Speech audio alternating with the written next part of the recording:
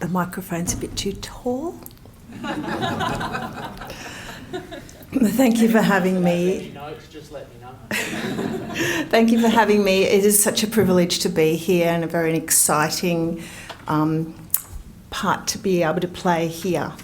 My presentation today will be taking on a little bit of a sort of a jump around, because one of the exciting things about the work that I do at the Resilience Centre is that we have a team of professionals who are, I guess, really experimenting with good innovative research, but also therapy, and particularly the therapists that we have on board are mostly considering how we can shorten the number of sessions that we see people for so that they're better quicker. So we do a lot of client-informed feedback, and a lot of times that feedback is like, you're not doing a good enough job, you need to change how your tactic is and all that sort of stuff, which is fantastic for us. But anyway, I will just look at what I'm supposed to do here. I think I do that. And I just want to acknowledge the traditional owners of the land where I came from. We're the Dadak people. The words that they use in the Dadak language is Warami Nalawa Midiga, which is essentially, let's just share stories. Let's share where we come from and how we can learn from each other. So at the Resilience Centre in Sydney, there are 24 psychologists based in Sydney. So we have a combination of psychologists and clinical psychologists, and we have a couple of people who are social workers, and then 2 people who are trained in the US model as mental health clinicians. We have a team of the regional team that are assigned to the Pro Patria clients. Michelle and Joe and myself. Michelle and Joe have also got defence experience, and I'll let you talk to them one day if you need to ask them about that. But between the 3 of us, we're very committed to being able to support Pro Patria.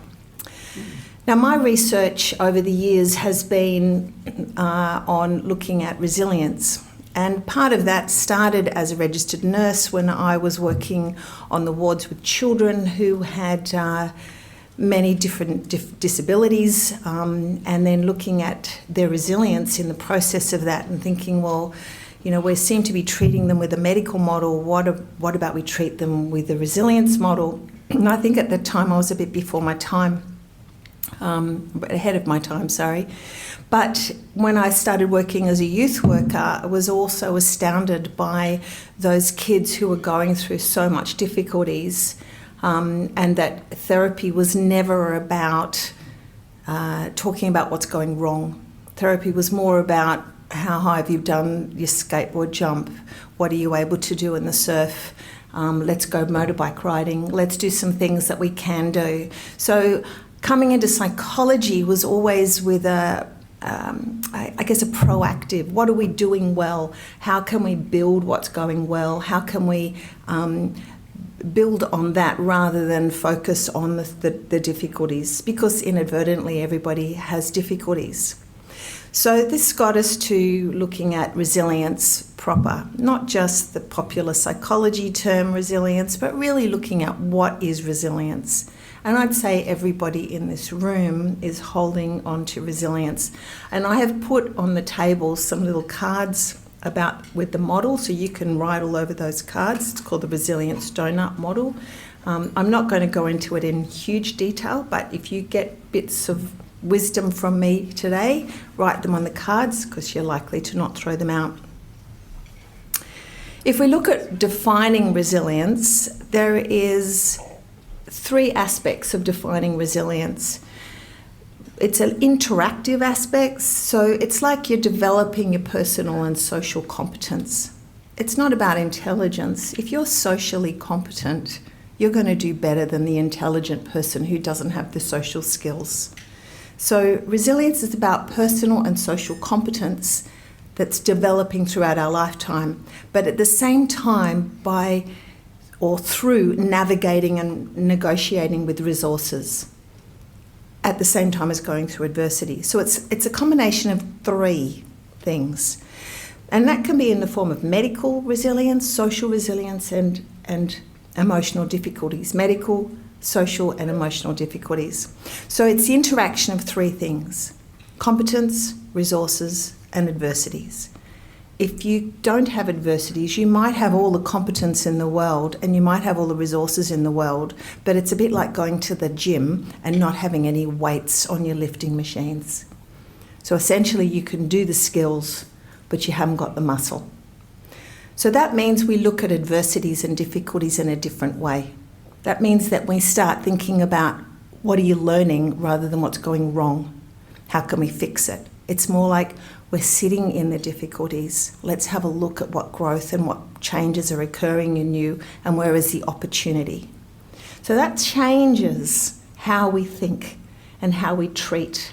And at the Resilience Centre, one of the aspects of that is it's looking at what works at the very beginning of our sessions and who works.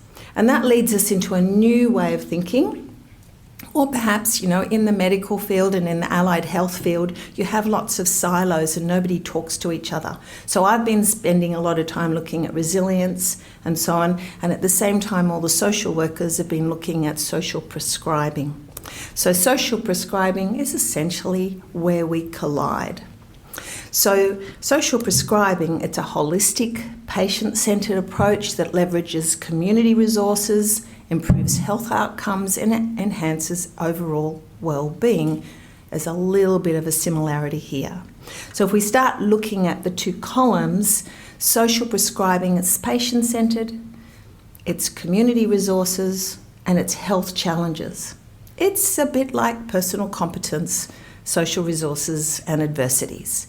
So when we look at those things, then we start thinking about, well, what is the research saying about how we socially prescribe? I'll explain a little bit more after I've just given honour to the people who have spent a lot of time researching resilience.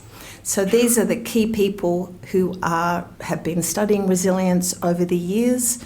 Some of them have passed away, but I will make a quote particularly from Anne Maston, who is in your bottom left-hand corner. She says, resilience does not come from rare qualities. It comes from the ordinary, everyday magic of normal human resources in the minds, brains, and the bodies of children, in their families and the relationships and in their communities.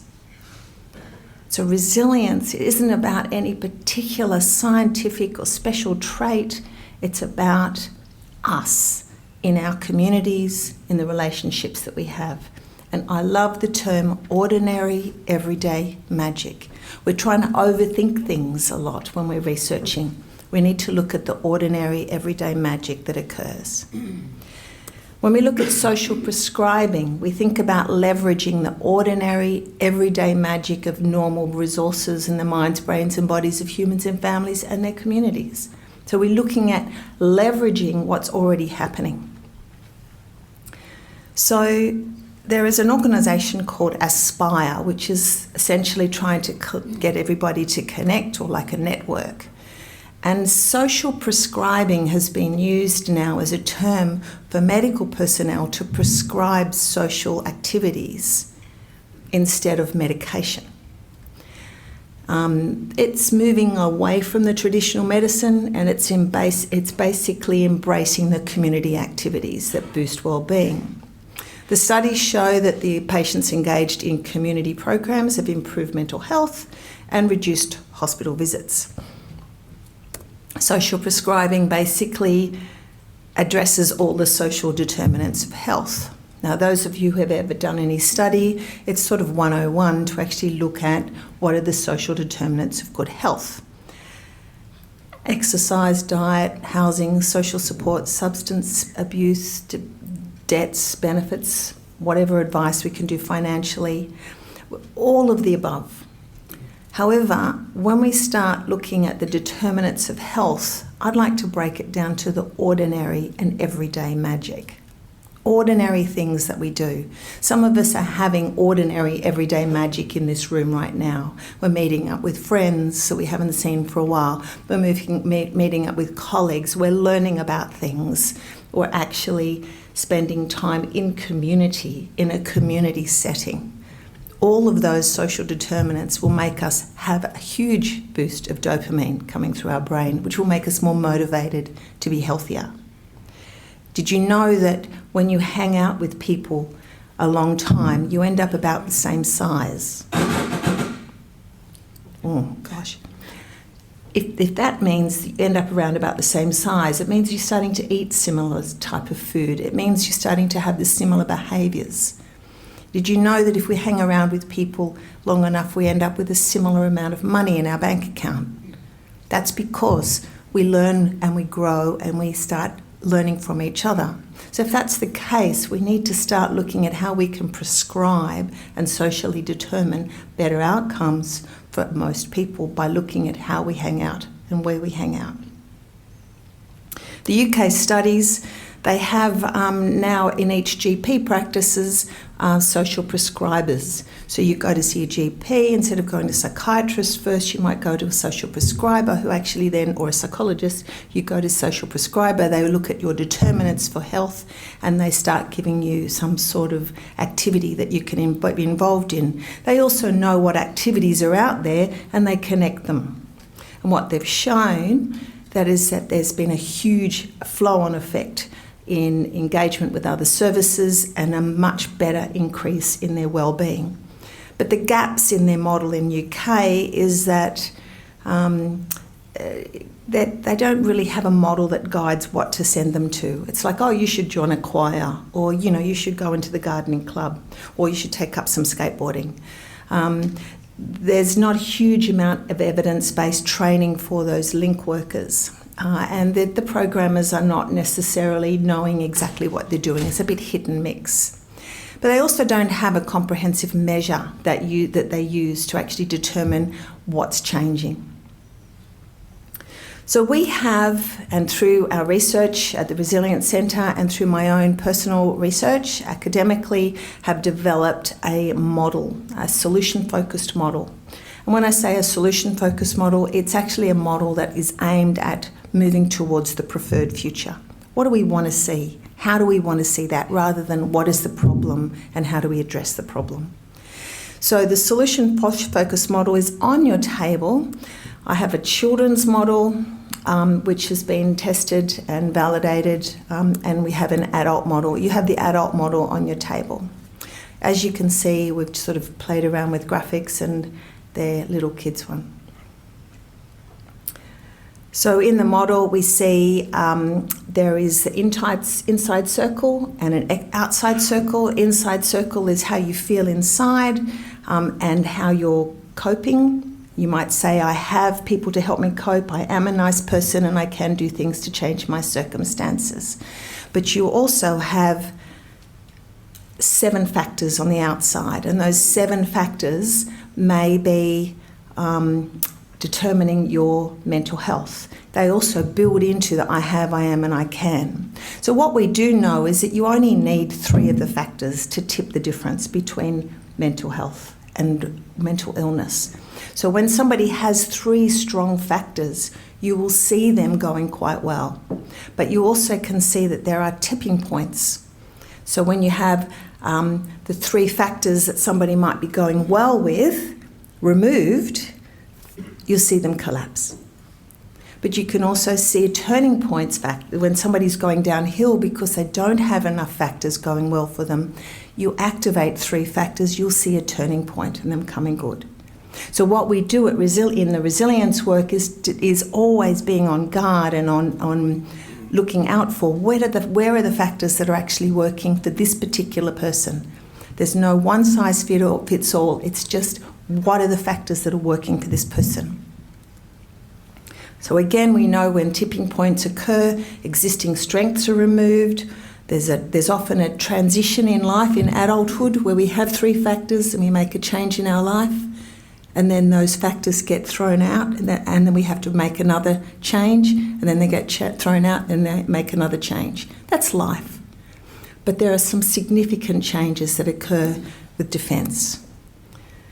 Because defence has such a huge part of our lives when you're involved, and that 50% of defence vets experience mental decline on leaving. So we know that. There's many that are medically discharged. There's many with PTSD and insomnia, health conditions, and oftentimes they're regarded as having low skills for normal employment. And of course we've talked about addictions and family breakdown. All of those things, we see our factors removed. The reason that we got involved in Pro Patria was because what they were doing was right from the very groundwork, putting in place all of the factors that would enable people to engage. They're putting in social prescribing activities without knowing that they were putting in social prescribed activities.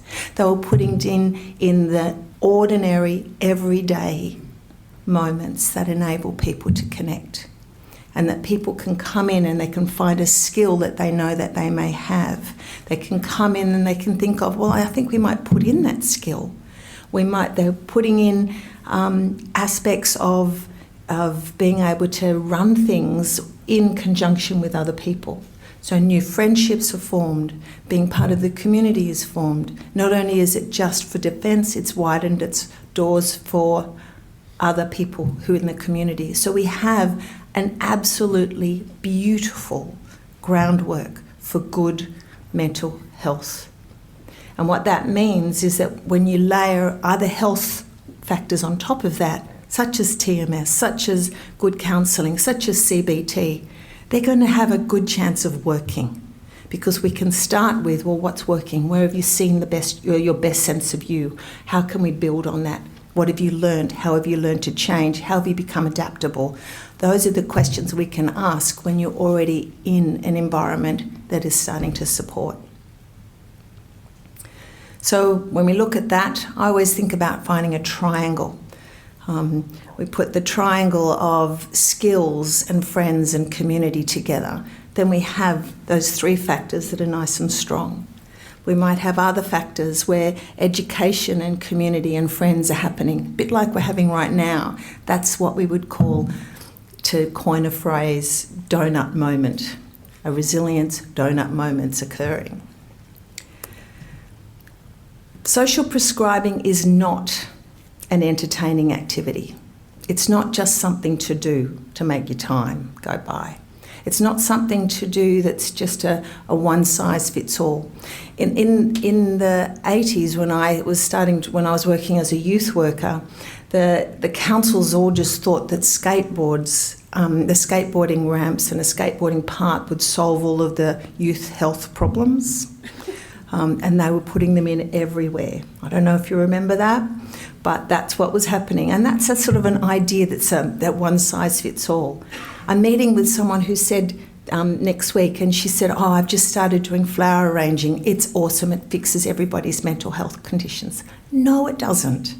It might be for people who are interested in flowering, and that may be in floristry, but that may be just one of their factors. What we're looking here is much more than that. We're looking at how do you find the three things that are actually going to tip you or turn you into a stronger sense of yourself.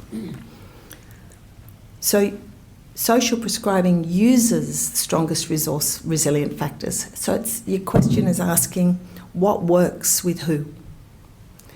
You link three factors together in an activity.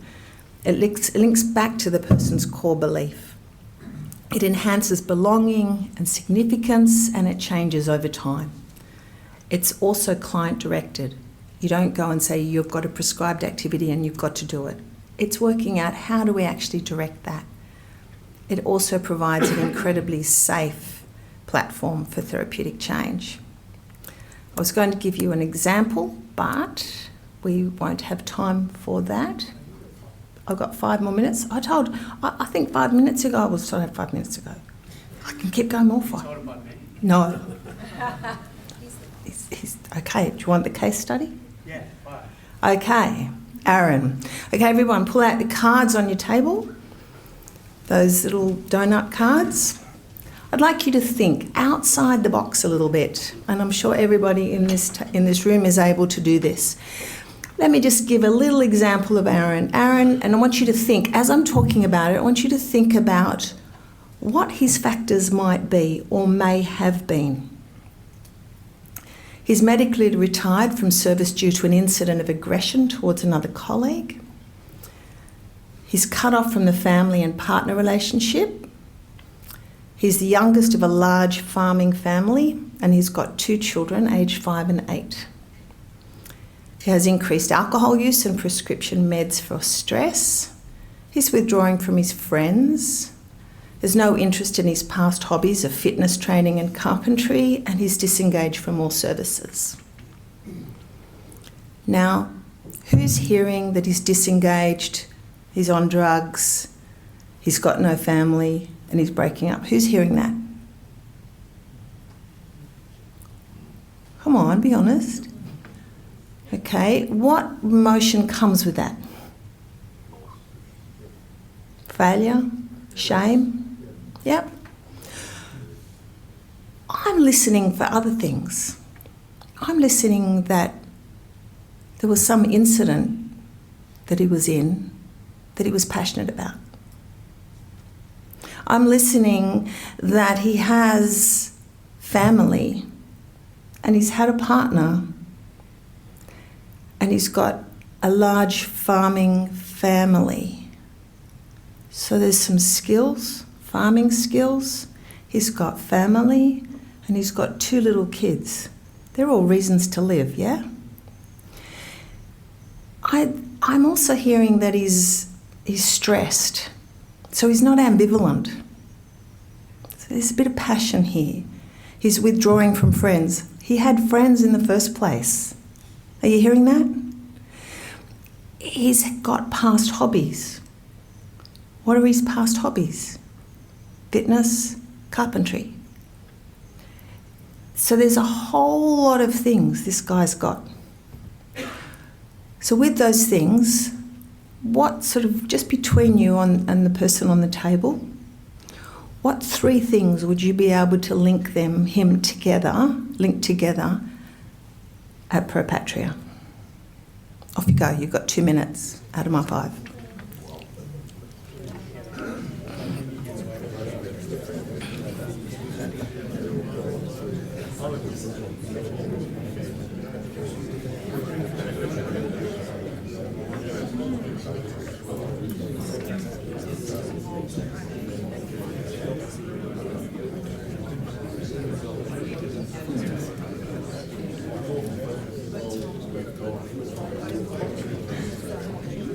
And the first people to come up with one activity or one thing to do, put your hand up and you win.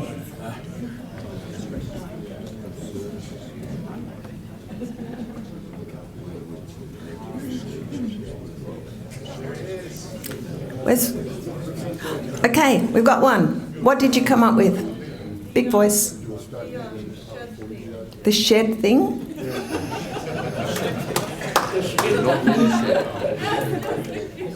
The shed thing, what's he going to do in the shed thing? Have community skills and friendships. He is going to have community skills and friendships. What skills is he going to use in the shed thing? Carpentry. Carpentry? Yeah. Yep. He's going to meet up with friends. What could he do in the shed? What's something really ordinary and everyday that he could do? Teach. What else could he do? Let's go less. What could he make? Something very simple. Something for his kids. Then we've linked them all. Okay? So we just come in, let's build something for your kids. You got a 5 and an 8-year-old, we're going to build something. Maybe doll's house, maybe toy box. We're going to make it really beautiful.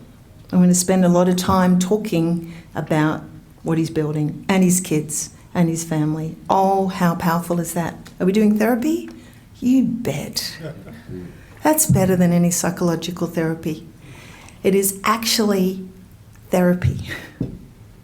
It's the ordinary, everyday magic of human sources in the minds and the brains of children and their community. It also opens up what we're doing well. It opens up who we're doing well. I think I've got the P thing happening. We've measured the impact. Jackie has been working with all the data behind the scenes, measuring the impact of how the resilience works using the resilience model. And we use this in the resilience report. We can see that it over time. In the Resilience Centre, everybody that comes through the Resilience Centre gets to do the resilience report at the very beginning before they start the centre and they have the chance to look at what their 3 factors may be. And so the first conversation is around who's working, what's working, and what are the connections you've got. Here's a very quick, it's a bit hard for you to read that, but that's what somebody would get back. As soon as they've done their report, they get their own report back. And they can see themselves where their strengths are. We can also look at it as a whole group and see how our whole group is going. There's a massive amount of evidence, and that's just one of the pages of evidence that we've got. This is also what we can see. This is just a pictorial example where personal competence increases, the more factors in the donut that you have that are stronger. What we also know is the effects of difficulties such as depression and anxiety decreases when there are strong factors in the donut. This is one of our pre and post studies with a little group of kids over 3 months who just linked their 3 factors together to deal with their anxiety, and you see a massive change in their own personal and social competence just after 3 months. With our homeless group that we've got in the city, we work with a whole lot of different types of projects where they have people can come in and link their 3 factors together. A 4 Voices van, which is pretty cool, goes around the city and has guitars and, they pull up on the side of the road and then just jam. People come out of everywhere. And so we have the sewing centre. They build skill work and friends, so people come in with their clothes and they have them fixed. They learn how to use a sewing machine. This is actually not one of the pictures of the homeless people in the street playing in the band, but that's the same sort of concept of the 4 Voices van. That also has the 3 factors going together. We have the vegetable garden underneath one of the pylons in Woolloomooloo, and that's where families are connecting with doing their own veggies. And we also have a cafe that has been started looking at how to build barista skills and running a cafe for people to come in. And that's been a massive hit. Again, looking at the 3 factors in the donut. So just to finish off, I just thought you might be interested in our own clinical data.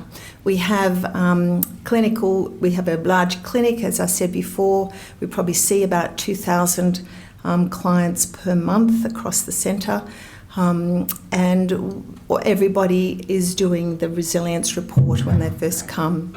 In the 500 subjects in a particular study that we did over the last 12 months, we found that anxiety seems to decrease, or has lesser anxiety, not decreasing, has less anxiety the more factors that you have that are strong. And the same that we probably predicted that the depression would be down the more factors that you have that are strong. However, we're a little bit surprised with this next lot. We actually redid the whole data again. Jackie went into a panic and started going, I think something's wrong. She went through everything. It's not wrong. This is actually what's coming up. Is that stress is increased the more factors that you have in the donut. And there's a few people smiling around here. It's a bit like, if you've got a busy life, you don't know time for depression or anxiety, you just got to do the next thing, but you're so totally stressed and you're spinning plates. There's a lot of things going on. But that changes completely how we treat. What we used to say was, you need to cut back, pull back from work for a while, take a little holiday, which actually could increase stress. Could increase depression and anxiety. And in a sense, this is a little bit like the defence story. You're so busy, there's so much going on, you don't have time, and then all of a sudden it's taken away. And so we end up with higher depression and anxiety. So the answer is not to stress everyone out, but the answer is to start looking at where the cut points are. If the cut points are showing us that essentially there is an increase in stress at a certain point above 3 factors, we might need to start looking at our 3 factors and really honing in on those 3 factors and making sure that they're good. Now, Jackie sent me a set of data which she's going to go through at some point in a bit more detail, just looking at the Propatria stats with a small sample. But the small sample is showing very similar trends. The more factors, as you can see in the first column, that's the Resilience Doughnut factors. They're very strong. These are the people who are engaged at the Propatria Centre. So that's really awesome. It also shows that the competences are high. And it shows that depression, anxiety and stress depression and anxiety is lower and stress is a little bit higher. So we're seeing the similar sort of trends. But over time, we'll be able to see what happens when there's other therapies coming in.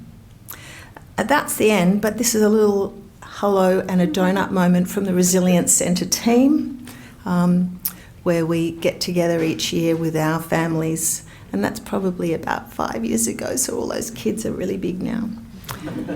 So thank you for having me.